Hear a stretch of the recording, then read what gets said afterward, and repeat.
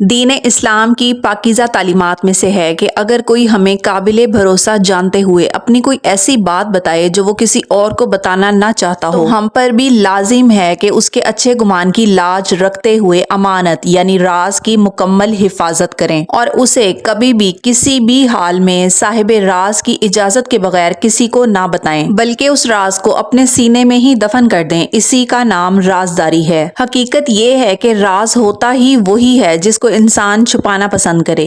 راز چونکہ دو طرح کے ہوتے ہیں۔ پہلا یہ کہ کوئی آپ کو بتائے اور اسے چھپانے کا کہے۔ اس کی دو صورتیں ہو سکتی ہیں: بتانے والا خود واضح طور پر کہے کہ کسی کو نہ بتانا، یا پھر وہ لفظاً تو نہ کہے مگر اس کا انداز گفتگو رازدارانہ نہ ہو۔ مثلاً وہ اکیلے میں بات کرے، بات کرتے ہوئے ادھر ادھر دیکھے یا آواز دھیمی کر لے، تو ان نشانیوں سے معلوم ہوتا ہے کہ کہی جانے والی بات راز ہے۔ اور راز کی دوسری قسم وہ بات یا ارادہ ہے جو آپ کے دل میں ہو اور اس کا عام ہونا آپ کو پسند نہ ہو۔ راز کی پہلی قسم یعنی دوسروں کے راز کی حفاظت آپ کے امین ہونے، اور دوسری قسم یعنی اپنی باتوں اور ارادوں کی حفاظت آپ کے عقل مند ہونے کی علامت ہے۔ ہمیں دوسروں کے ساتھ ساتھ اپنے رازوں کو بھی چھپانا چاہیے کہ اس میں بہت فائدے ہیں، کیونکہ کہا جاتا ہے کہ جو کوئی اپنا راز چھپا کر رکھتا ہے اسے دو فائدے ملتے ہیں۔ نمبر ایک یہ کہ اپنی حاجت میں کامیابی حاصل ہوتی ہے، یعنی اس نے اپنے دل میں کوئی ارادہ کر رکھا ہو، کوئی مقصد ہو تو وہ مقصد میں کامیابی حاصل کر لیتا ہے۔ اور دوسرا سب سے بڑا فائدہ یہ ہوتا ہے کہ وہ خطرے سے سلامت رہتا ہے۔ اسی لیے عقل مندوں کا ہمیشہ یہ قول رہا ہے کہ اپنا راز اپنے پاس رکھو، اسے کسی ہوشیار کو بھی نہ سناؤ کہ وہ بھی غلطی کر سکتا ہے، اور نہ کسی جاہل کو بتاؤ کہ وہ خیانت کر سکتا ہے۔ یاد رکھیے، اگر مٹھی بند ہے تو لاکھ کی ہے، اگر کھل گئی تو پھر خاک کی ہے۔ رازداری سے متعلق حضرت یعقوب علیہ السلام کا فرمان بڑی اہمیت کا حامل ہے کہ جب حضرت یوسف علیہ السلام نے اپنا خواب آپ کو سنایا تو آپ نے ارشاد فرمایا کہ اے میرے بچے، اپنا خواب اپنے بھائیوں سے نہ کہنا۔ اس واقعے سے راز چھپانے کی اہمیت کا پتہ چلتا ہے۔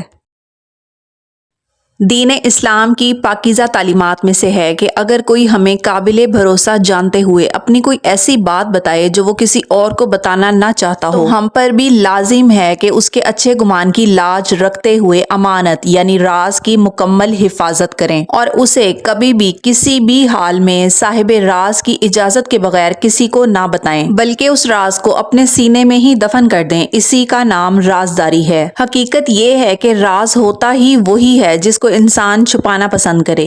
راز چونکہ دو طرح کے ہوتے ہیں۔ پہلا یہ کہ کوئی آپ کو بتائے اور اسے چھپانے کا کہے۔ اس کی دو صورتیں ہو سکتی ہیں: بتانے والا خود واضح طور پر کہے کہ کسی کو نہ بتانا، یا پھر وہ لفظاً تو نہ کہے مگر اس کا انداز گفتگو رازدارانہ نہ ہو۔ مثلاً وہ اکیلے میں بات کرے، بات کرتے